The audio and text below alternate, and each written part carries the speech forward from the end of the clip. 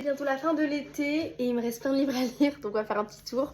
Pendant ce mois de juillet, j'ai quand même réussi à lire quelques livres qui étaient dans ma palle depuis longtemps, notamment California Crush de ma copine Audrey Pajot, mais aussi Flowerless et enfin le journal d'une wedding planner. Il me reste cependant quelques livres à lire, ils sont dans ma palle d'été et on va faire un petit tour.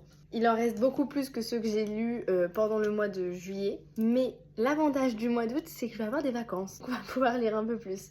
C'est parti! Alors, celui qu'il faut absolument que je sorte de ma palle, et c'est celui que je vais sortir dès que j'aurai terminé Heartless de Elsie Silver, c'est Le Pont des Tempêtes. On en a en plus reparlé très récemment avec une copine sur Bookstar et à mon dernier book club, donc je suis plus que motivée à le sortir. En plus, regardez juste la beauté du livre.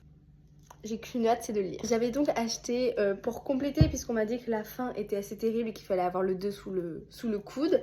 J'ai acheté avant la fermeture de l'Encre du Cœur le tome 2, donc La Reine Traîtresse, qui pareil est juste magnifique. On va essayer de sortir cette duologie, qui n'est en fait pas une duologie, puisque j'ai appris qu'il y avait 6 ou 7 tomes. Ensuite, un livre qui pareil dort dans ma palle depuis sa sortie, c'est Willow Lake de Alicia Garnier.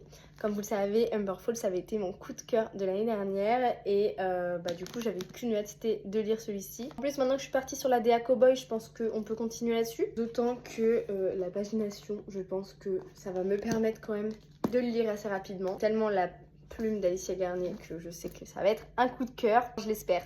J'ai très envie de lire It Happened on a Sunday.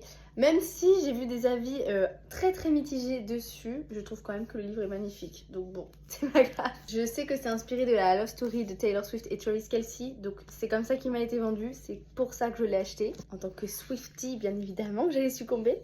J'ai eu cette jaquette offerte pour l'achat de ce livre avec l'encre du cœur. Mais je trouve que le livre en lui-même est quand même magnifique. Donc voilà, très hâte de le lire. Et enfin, j'ai décidé de redonner une petite chance à Picking Daisies on Sundays. Je l'ai prêté à ma grand-mère qui récemment l'a lu et a adoré. J'ai vu plein de copines le lire et adorer, donc je me dis qu'il faut peut-être que je leur donne une chance, que j'étais peut-être pas dans le bon mood.